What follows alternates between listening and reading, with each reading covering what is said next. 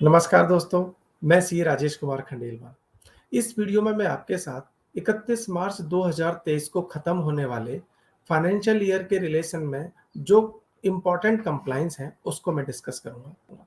सबसे पहले मैं जीएसटी के बारे में बात करता हूँ। अगर आप एक्सपोर्ट करते हैं, तो आपको एलयूटी अप्लाई कर देना चाहिए। आप with payment of tax export कर सकते हैं, without payment of tax export कर सकते हैं। नेक्स्ट ईयर में जब आप without payment of tax export करना चाहेंगे, तो एलयूटी मैंडेटरी है और आपको उसे 31 मार्च 2023 से पहले अप्लाई कर देना चाहिए। इसी तरह से अगर आप ये सोच रहे हैं कि हमें इनवॉइस के लिए 31 मार्च 2023 के बाद नई सीरीज स्टार्ट करनी है या जो प्रेजेंट में सीरीज है उसी को कंटिन्यू करना है, तो ये आपके पास ऑप्शन है। आप नई सीरीज भी स्टार्ट कर सकते हैं और जो प्रेजेंट में आप सीरीज है उसको भी आप कंटिन्यू कर सकते हैं। आपको ध्यान होगा रूल 42 और 43। रूल 42 के अंदर अगर इनपुट और इनपुट सर्विस नॉन बिजनेस या एग्जेम्प्ट सप्लाई के लिए यूज की जाती है, तो उनके एक्सटेंट तक इनपुट टैक्स का क्रेडिट का रिवर्सल करना पड़ता है। ये रिवर्सल मंथली भी करना पड़ता है और ये रिवर्सल एनुअली भी करना पड़ता है। अगर आप इसे मार्च की रिटर्न में कर देंगे, तो आपका इंटरेस्ट सेव हो सकता है अगर रिवर्सल एडिशनल बनता है तो।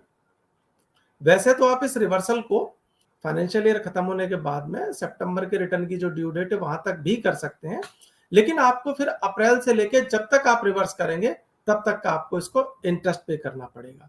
इसी तरह से रूल 43 में अगर आप कैपिटल असेट यूज करते हैं और आपकी सप्लाई एग्जेम्प्ट और टैक्सेबल दोनों है, तो उस केस में जो कैपिटल गुड्स पर आपने आईटीसी लिया है उसके रिलेशन में भी आपको मंथली रिवर्सल करना पड़ता है और उसके बाद में आपको एनुअली कंपेयर करना पड़ता है कि जो आपने मंथली रिवर्सल किया है वो कम है या ज्यादा है।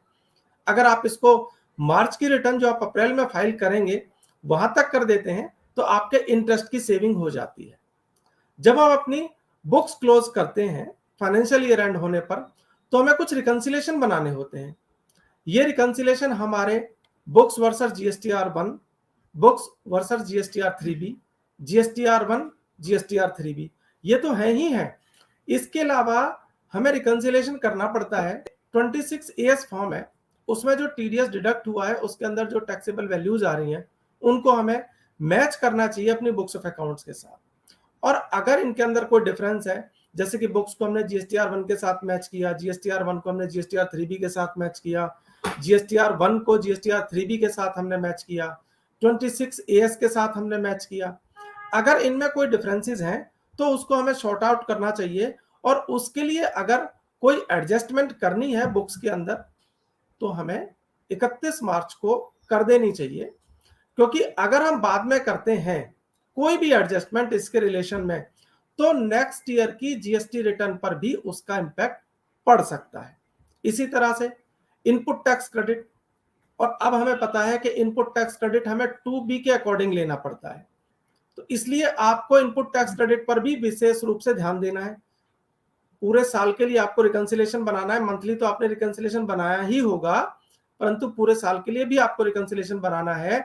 अगर आपका कोई इनपुट टैक्स क्रेडिट लेने से रह गया तो उसका नवंबर तक क्यों वेट करना? अब तो डेट एक्सटेंड कर दिया इनपुट टैक्स क्रेडिट लेने की, उसका नवंबर तक क्यों वेट करना?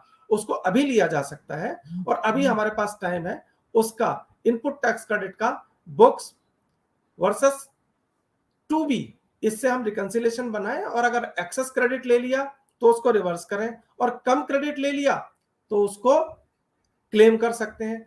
अब इसका एक बेनिफिट और है, अगर मान लीजिए बुक्स में कोई क्रेडिट है 2B में नहीं आ रहा, तो ये सही टाइम है जिसने सप्लाई किया है उससे कांटेक्ट करने का। आप उससे कांटेक्ट करके कह सकते हैं कि आप अपनी जीएसटीआर 1 को करेक्ट कीजिए ताकि आपके 2B में इनपुट टैक्स क्रेडिट आ जाए। जब मैं इनपुट टैक्स क्रेडिट की बात करता हूं तो आपको ध्यान आएगा जीएसटीआर 9 की टेबल नंबर 6, जिसके अंदर इनपुट टैक्स क्रेडिट को इनपुट, इनपुट सर्विस और कैपिटल गुड्स में बाइफरकेट करके दिखाना होता है। आप याद करिए 9C की टेबल नंबर 14 जो अभी तक ऑप्शनल है, मैंडेटरी नहीं हुई है और अभी 22-23 के लिए इसका कोई नोटिफिकेशन नहीं आया है। मान लीजिए ये मैंडेटरी है फाइनेंशियल ईयर 22-23 के लिए। तो जब आप कैलकुलेशन करेंगे इस चीज की कि इनपुट सर्विस और कैपिटल गुड्स में कितना आईटीसी है, तो मेरे विचार से ये सही समय है आपको इस पर काम करने का जो टेबल नंबर 14 है, क्योंकि वहां पर भी expenses wise input tax credit को बाइफरकेट करना है। वहां पर आपको ये निकालना पड़ेगा कि किस एक्सपेंस के अंदर कितना आईटीसी है और आपके लिए उस आईटीसी में से कितना एलिजिबल आईटीसी है। जब हम एक्सपेंडिचर बुक करते हैं और हमें यह पता होता है कि इसका इनपुट टैक्स क्रेडिट नहीं मिलना, तो उस टैक्स को उसी एक्सपेंस में डाल देते हैं। लेकिन जो 9C की टेबल नंबर 14 है वो ये कहती है उस एक्सपेंस में कितना टैक्स है और क्या वो एलिजिबल है। अगर एलिजिबल है तो आपको एलिजिबल में डालना है, नहीं है तो आपको नहीं डालना। तो ये काम जो इनपुट सर्विस और कैपिटल गुड्स पर इनपुट टैक्स क्रेडिट का है, तो इसको करते समय जो टेबल नंबर 14 है आपको उसको भी ध्यान में रखना चाहिए। अब आप याद करिए tax audit report. Tax audit report का जो पॉइंट नंबर 44 है, वहां पर हमें एक्सपेंस का बाइफरकेशन डालना होता है। उसमें डालना पड़ता है कि जो एक्सपेंडिचर रजिस्टर्ड एंटिटीज से हैं उनका बाइफरकेशन अलग करना है और जो अदर देन रजिस्टर्ड एंटिटी है उनको अलग डालना है। तो जब ये काम आपको अलग अलग टाइम पे करना है, तो मेरा आपको ये एडवाइस है इस काम को इस तरह से करिए कि आप एक रिपोर्ट बनाइए और वो रिपोर्ट आपके जो बुक्स ऑफ अकाउंट्स है इनपुट टैक्स क्रेडिट मैच करने में काम आए। नंबर 2, जो आपकी 9C की टेबल नंबर 14 है वहां पे काम आए। इसके अलावा जो आपकी टैक्स ऑडिट रिपोर्ट का पॉइंट नंबर 44 है वहां पर भी काम आए।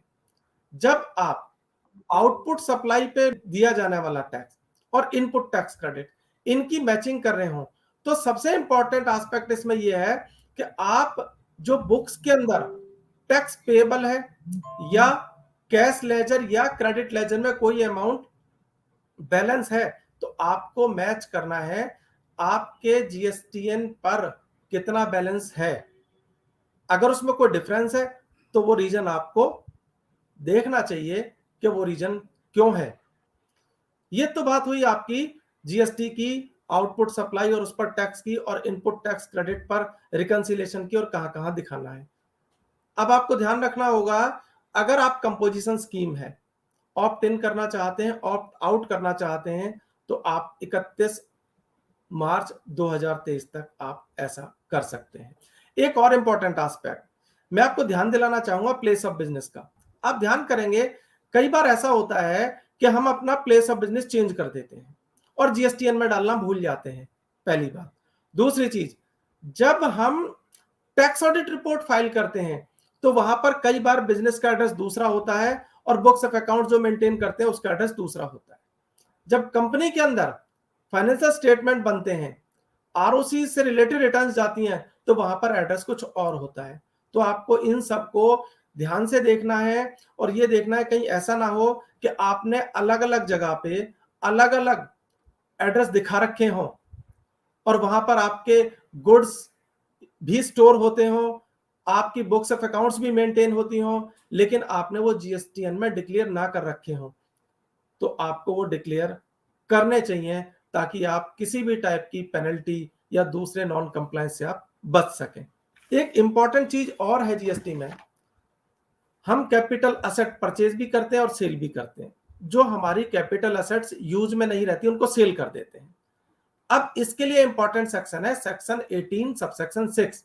अगर आपने कोई भी प्लांट एंड मशीनरी या कैपिटल एसेट जिस पर आपने इनपुट टैक्स क्रेडिट क्लेम किया है, अगर वो आपने उसकी यूजफुल लाइफ जो कि 60 मंथ है उससे पहले ही आपने सेल आउट कर दी, तो आपको जितना उसकी यूजफुल लाइफ बची हुई थी उसके रिलेशन में जो इनपुट टैक्स क्रेडिट है या फिर आपने जितने पे उसे सेल किया उस पे जो टैक्स लायबिलिटी बनती है, दोनों में से जो ज्यादा हो वो आपको टैक्स पे करना है।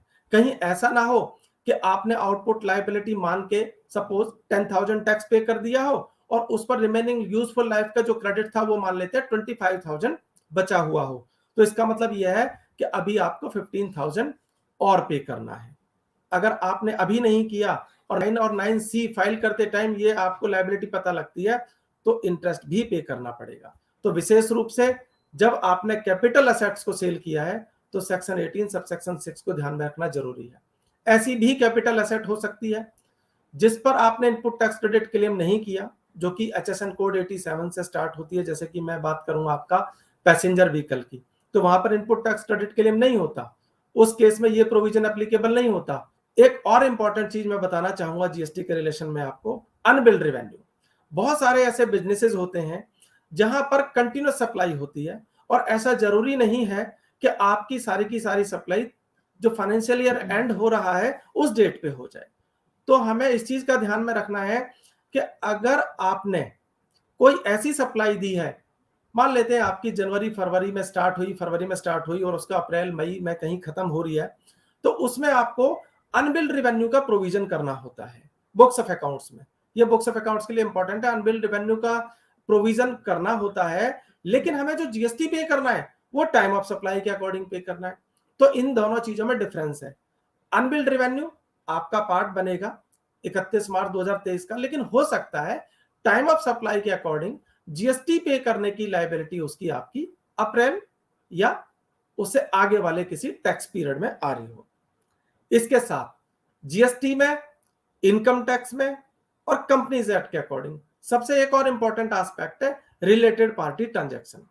जीएसटी के अंदर अगर आप रिलेटेड पार्टी ट्रांजैक्शन करते हैं तो अपने पास में रूल 28 सी का प्रोवाइजो है, जो ये कहता है अगर आपने रिलेटेड पार्टी के साथ ट्रांजैक्शन किया और आपने जो टैक्स इनवॉइस में वैल्यू डिक्लेयर कर दी वो ओपन मार्केट वैल्यू है, वहां कोई इशू नहीं है। लेकिन जब आप इनकम टैक्स में रिलेटेड पार्टी ट्रांजैक्शन करते हैं तो आपके आर्म लेंथ प्राइस पर होने चाहिए। और जब फाइनेंशियल स्टेटमेंट बनाते हैं हम बॉडी कॉर्पोरेट की, तो वहां पर हमें ध्यान देना पड़ता है कि सभी रिलेटेड पार्टी ट्रांजैक्शंस को वहां पे डिस्प्ले करना पड़ता है, प्रेजेंट करना पड़ता है। इवन जो रिलेटेड पार्टी ट्रांजैक्शन है, अगर रिक्वायरमेंट है तो आपको कारो रिपोर्ट में भी देना पड़ेगा और नोट्स टू अकाउंट्स में भी देना पड़ेगा। तो आपको इसमें यह देखना है कहीं ऐसा ना हो कि जीएसटी के लिए आपने उस रूल को ध्यान में रखते हुए इनवॉइस इशू कर दिया हो, लेकिन बाद में पता चले कि इनकम टैक्स के अकॉर्डिंग तो आपको आर्म लेंथ प्राइस पर उसको इशू करना था। तो ये विशेष रूप से आपको ध्यान देना पड़ेगा। एक और इंपॉर्टेंट पॉइंट है, आपको ये ध्यान रखना है, अभी मेरे सामने इसी फाइनेंशियल ईयर में 22-23 के अंदर बहुत सारे ऐसे केस आए हैं कि उनकी एग्रीगेट टर्नओवर 10 करोड़ रुपए क्रॉस कर गई थी लास्ट फाइनेंशियल ईयर में, लेकिन वो ई इनवॉइस बनाना भूल गए थे। कहीं ऐसा ना हो रहा हो किसी के साथ में कि उसकी aggregate turnover pan base cross हो गई हो, उसके डिफरेंट जीएसटीएन नंबर हो और उसको लगता हो कि उसकी 10 करोड़ जो टर्नओवर है वो पर जीएसटीएन होनी चाहिए, इसलिए उसको ई इनवॉइस उसने अभी तक ऑप्ट ना किया हो। तो ऐसा नहीं है, ये पैन बेस्ड है। अगर आपकी 10 सीआर की टर्नओवर क्रॉस हो चुकी है तो आपको ई इनवॉइस मैंडेटरी था एप्लीकेबल करना। अब जैसे ही मैं ई इनवॉइस की बात करता हूं, आप ध्यान देना, अगर आप कोई गुड्स परचेज करते हैं, कोई सर्विस परचेज करते हैं और सामने वाले के लिए ई इनवॉइस इशू करना मैंडेटरी है और आपके सप्लायर ने ई इनवॉइस इशू नहीं किया, तो आप ये मान के चलना वो इनवॉइस है ही नहीं, वो पीस ऑफ पेपर है, आप उसका इनपुट टैक्स क्रेडिट क्लेम नहीं कर सकते। तो इस बात की जो लायबिलिटी है वो रिसिपिएंट पे है कि वो इस बात को कंफर्म करे कि अगर सामने वाले की लायबिलिटी मीन सप्लायर की लायबिलिटी ई इनवॉइस इशू करने की है और उसने ई इनवॉइस इशू नहीं किया तो रिसिपिएंट को इनपुट टैक्स क्रेडिट नहीं मिलेगा। एक और इंपॉर्टेंट एस्पेक्ट, एचएसएन कोड। देखिए, एचएसएन कोड हमारा ना केवल सेल इनवॉइस पे करेक्ट होना चाहिए बल्कि परचेज इनवॉइस पर भी करेक्ट होना चाहिए। आप याद करिए, लास्ट टाइम जीएसटीआर 9 में आउटवर्ड सप्लाई का एचएसएन और उसकी वैल्यू विद टैक्स मैंडेटरी कर दिया। बहुत प्रॉब्लम हुई थी क्योंकि वो टैक्सेबल वैल्यू के साथ जो टैक्स अमाउंट था ना उसको भी पैसा टू पैसा मैच कर रहा था। अभी हमें ये नहीं पता कि फाइनेंशियल ईयर 22-23 के लिए जब जीएसटीआर 9 फाइल होगी तो क्या उसमें इनवर्ड सप्लाई का भी एचएसएन मैंडेटरी होगा।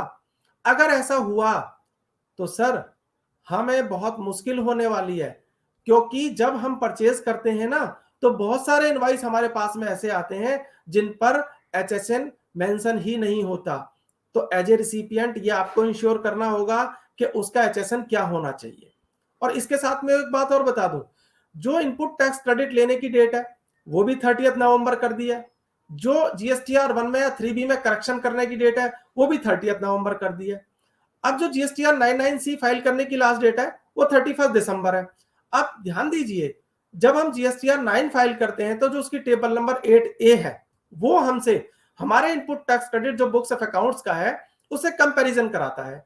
अब आप एक बात बताइए, जब डेट एक्सटेंड कर दी जीएसटीआर 1 और 3B में अमेंडमेंट करने की, तो इसका मतलब यह हुआ कि जो टेबल 8A है वो अपडेट होती रहेगी 30 नवंबर तक, जब तक रिटर्न फाइल ना हो जाए।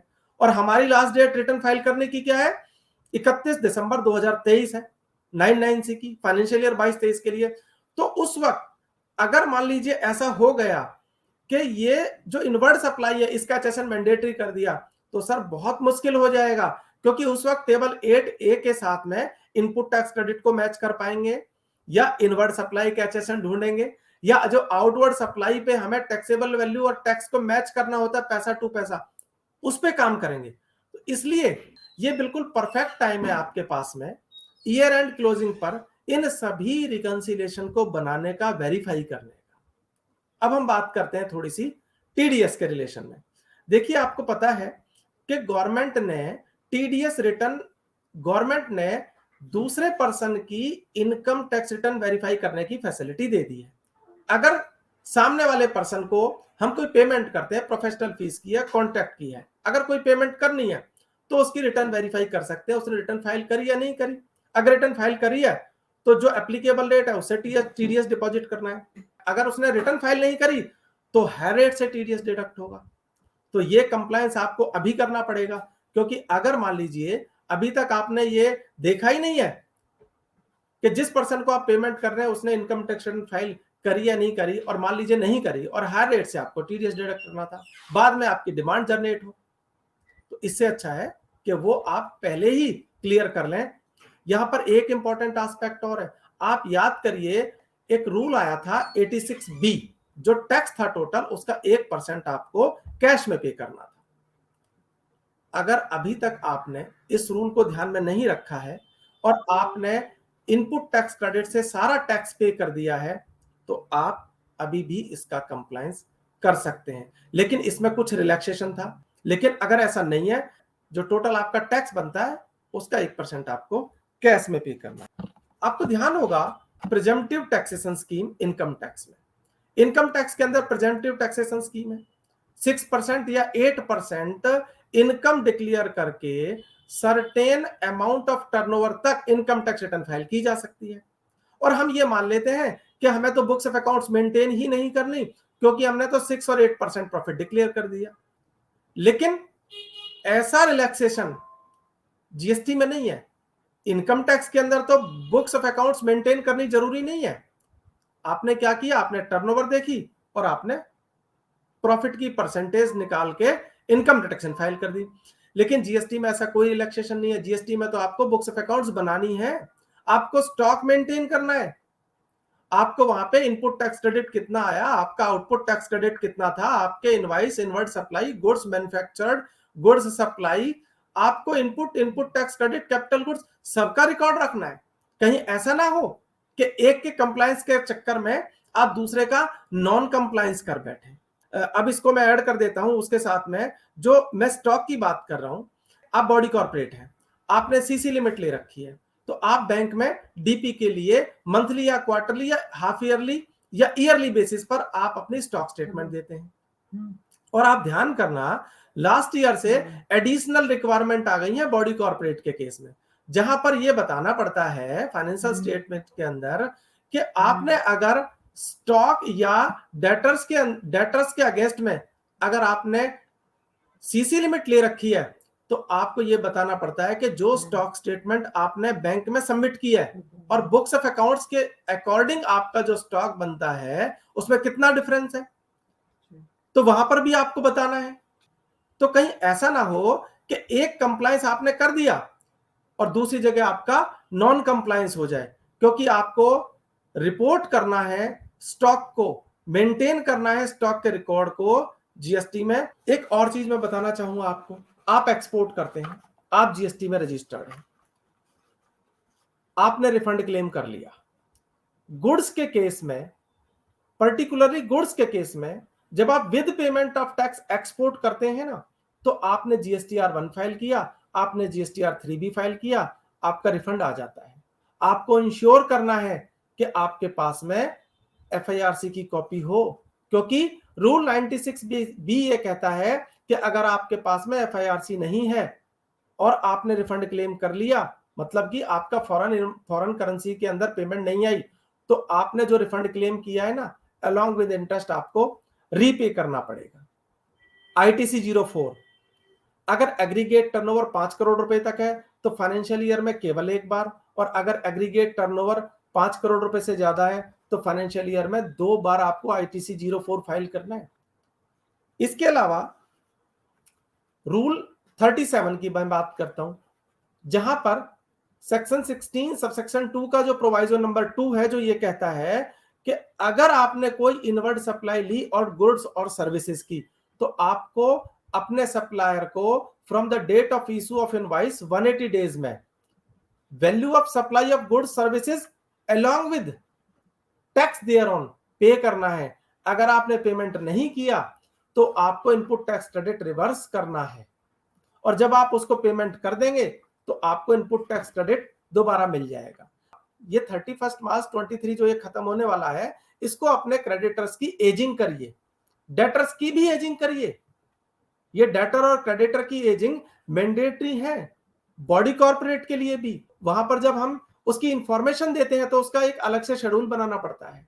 तो ये 180 डेज की कैलकुलेशन आपको करनी चाहिए, और जितना जल्दी हो सके इनको पेमेंट कर देनी चाहिए, ताकि आपके इंटरेस्ट भी सेव हो सके, क्योंकि आपको इनपुट टैक्स क्रेडिट तो रिवर्स करना ही करना है और इंटरेस्ट भी पे करना है। एक और मुझे ध्यान आ रहा है सर लास्ट 2 या 3 ईयर से एक नोटिफिकेशन बार बार हमारे सामने आता है कंपनीज के केस में, जहां यह बताया जाता है कि आपको अब ऐसा अकाउंटिंग सॉफ्टवेयर मेंटेन करना है कि जो आपका उन सभी एंट्रीज में जिनमें आपने एडिट किया है उनका लॉग क्रिएट कर सके, उसमें ऐसी फैसिलिटी होनी चाहिए। अब देखते हैं इस साल क्या होता है। अभी तक तो इसके पोस्टपोनमेंट का कोई अभी तक इंफॉर्मेशन है नहीं। अगर ऐसी कोई इंफॉर्मेशन नहीं हुई और इसको पोस्टपोन नहीं किया गया तो ध्यान रखना 1 अप्रैल 23 से ऐसा ही सॉफ्टवेयर, जो कि अगर आप एंट्री को एडिट करते हैं उसका लॉग क्रिएट करके इंफॉर्मेशन दे सके, तो ऐसा अकाउंटिंग सॉफ्टवेयर यूज करना है। और बहुत ज्यादा दिन नहीं है, तो आपको 1 अप्रैल 2023 से इस सॉफ्टवेयर पे काम करना स्टार्ट करना पड़ेगा। मुझे नहीं पता आप इसके लिए कितना तैयार हैं। बॉडी कॉर्पोरेट के केस में मैं आपको एक और इंपॉर्टेंट इंफॉर्मेशन देना चाहूंगा जिस पे आपको अभी काम करना चाहिए। वो है जो एडिशनल रिपोर्टिंग रिक्वायरमेंट थी, वहां पर लास्ट ईयर हमने इंफॉर्मेशन दी थी transaction with stock of companies. तो जैसी भी ये वाली जो कंपनी है, अगर इनके साथ कोई ट्रांजैक्शन है तो आपको अलग से इनको रिपोर्ट करना है। टीडीएस के अंदर एक और इंपॉर्टेंट है 194R, जहां पर टीडीएस का आपको विशेष रूप से ध्यान देना है। अगर आपने किसी भी पर्सन को कोई बेनिफिट दिया है जो सामने वाले की बिजनेस इनकम में टैक्सेबल है, तो 194R में टैक्स डिडक्ट करना है अगर पेमेंट 20,000 से ज्यादा है। अगर आपने टैक्स डिडक्ट नहीं किया तो आपको ये इंश्योर करना है कि उसने उतना एडवांस टैक्स पे कर दिया हो।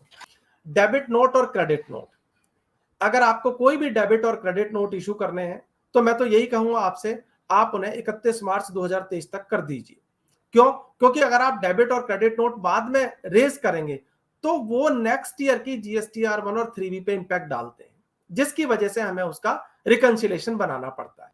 तो मैंने यहाँ पे कोशिश की आपको वो सभी कंप्लायंसेस को बताने की जो 31 मार्च 2023 को ध्यान में रखते हुए बहुत ही इंपॉर्टेंट है।